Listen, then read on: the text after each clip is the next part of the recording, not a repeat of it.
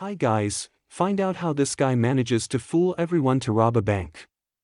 Welcome to Worth Recap. This time I show you the summary of the movie Den of Thieves. In Los Angeles, a team of thieves led by Ray Merriman carry out an armed attack and hijack an armored truck. They ask the people in the truck to get off peacefully, however they refuse, so the thieves start destroying the truck. That scares one of those present and moves, causing one of the thieves to shoot him, and after the accident they kill all those present. The police arrive at the scene and participate in a shootout with the robbers, where one of them is wounded and the others manage to escape with the empty armored truck and thanks to the instructions of one of his accomplices. At his base, Ray berates whoever fired the gun, then tells the team to fix the truck and have one go see what's going on at the crime scene. In the morning hours, Detective Nick O'Brien, head of the LASD Major Crimes Unit, investigates the crime scene. There his colleagues inform him that the perpetrators only stole an empty armored truck, but he himself had planned to receive a shipment of money that the same day. Nick is shocked to learn that they only stole an empty truck and that they knew there was going to be an empty armored truck there. Meanwhile, Bosco, Ray's accomplice, takes photos of the agents investigating the case, then returns to Ray and investigates Nick and his group.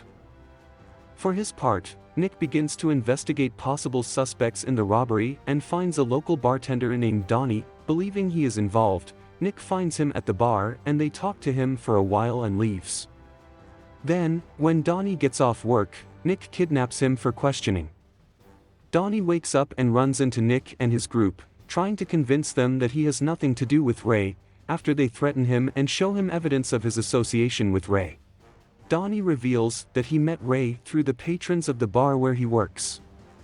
Ray is an ex-con who got out of prison 6 months ago.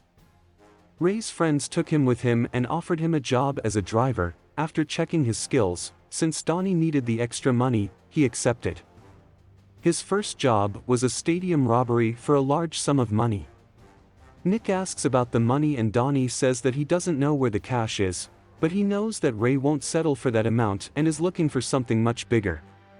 After receiving the information, they let Donnie go to continue his work and report what he knows. Shortly after leaving the interrogation, Ray calls Donnie and meets him at a location the next morning.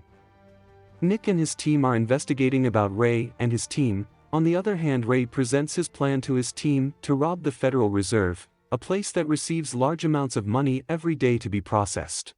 And, if necessary, destroyed. And therefore has strict security. Ray plans to steal money from that location that week, covertly removing around $30 million in old bills that are scheduled to be shredded after their serial numbers are removed from the computer records, which means money that can be traced.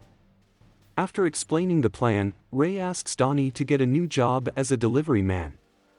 Later, Nick and his team follow Donnie and watch him enter the Federal Reserve. There Donnie goes through security and delivers the food, then enters the bathroom where he leaves a bag in the ventilation and then leaves the Federal Reserve.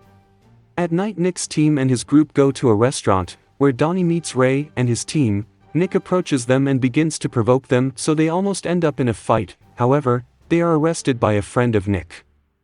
At their hideout, Ray has one of his team, Levi, question Donnie to make sure he didn't reveal anything about the plan, and knowing for sure tells Donnie to make sure Nick knows the heist is underway on Friday. Donnie meets Nick and his team at a clothing store and reveals that the day of the heist will be Friday, but states that he doesn't know the location. Nick goes to the shooting center where he meets Ray, where he proves to him that he is better with guns than Nick.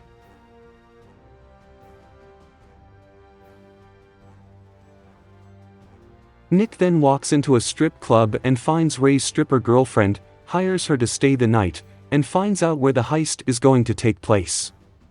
Ray comes home and finds Nick and his wife, but does nothing. After Nick leaves, Ray's girlfriend tells him that she did as she asked.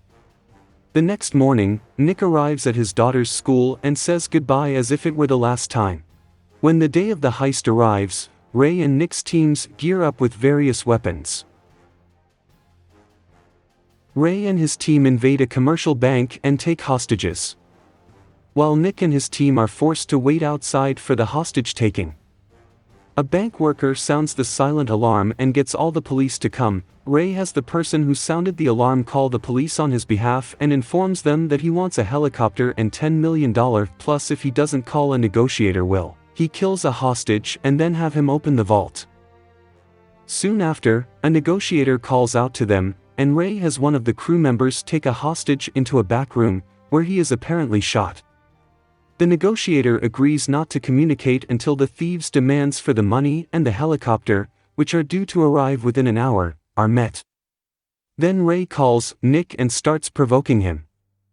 On the other hand, one of Ray's henchmen intercepts a call from the Federal Reserve and asks for a change of schedule for the delivery of money. Inside the vault, Ray detonates an explosive which alerts everyone. Outside, the cops think the explosion blew up the entire vault.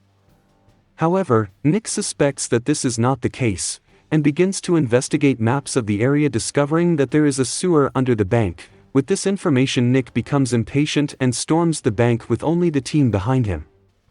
Upon entering, they discover that the shooting of the hostage was staged and he is alive in the bathroom, and further confirms that Ray's team has escaped through a hole in the floor.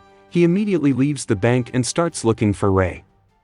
Meanwhile, Ray uses the armored truck he had stolen and the cash from the bank robbery to pass it off as a savings account, which is to get into the Federal Reserve building.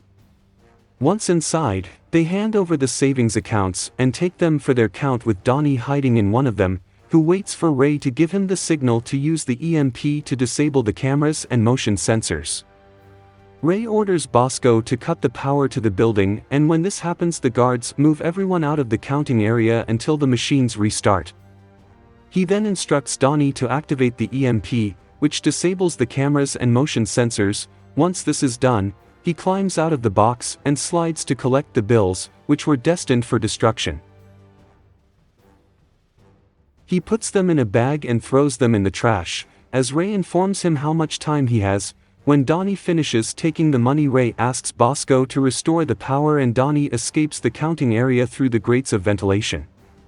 He airs, reaching the bathrooms where he used to keep a food delivery, and gives them to the employees, so they don't leave the place to order food in a restaurant. As Donnie is about to leave the building, one of the guards has a minor suspicion but eventually lets him out. The cash is taken by one of the employees in a container to the garbage truck, which takes them away for disposal. Bosco intercepts the garbage truck and steals it. By his side, Nick's team catches up to Donnie and catches him, beating him until he tells them where Ray is going. Ray and Bosco are retrieving the money from the dumpster when they learn that Donnie was captured, so they speed up the plan and try to escape with the bags of money from the dumpster, but get stuck in a traffic jam. Nick's team sees them, and after handcuffing Donnie to the car, they get out of the car and start chasing Ray's group on foot. However, Ray sees them as well and preps his team. Then they get out of the car and ensues a shooting, where they kill one of Nick's men. However, they don't stop and manage to kill Levi and Bosco. However, Ray escapes and Nick chases after him, injuring him. Ray doesn't give up and still tries to finish Nick, running out of bullets. Nick notices him and slowly approaches him. However, Ray raises his empty pistol towards Nick, forcing Nick to shoot him. As Ray lies on the ground dying, Nick kneels and listens to his last words. "You failed to catch me." Being true to his word, Nick acknowledges Ray before taking his last breath. When Nick inspects Ray's car, he finds only bags of shredded paper, while an FBI associate informs him that everything in the stash hasn't changed. He also discovers that Donnie has run away from his car. Sometime later, Nick goes to the bar where Donnie worked and sees photos of him with some of the crew members from the heist. He also notices that the reserve employees are regulars as he is nearby, and Nick curses Donnie. He then reveals that Donnie actually planned the heist and hired Ray to pose as the mastermind of the operation and get him out of suspicion, to stash all the stolen money for him in a second garbage truck. After the passage of time, Donnie is working in a London bar, where several reserve employees and members of the heist team are enjoying their retirement, where Donnie is planning another heist on a nearby diamond exchange. Thanks for watching the video. Subscribe to see more videos like this. If you wanted to see more, I recommend this movie of a super genius.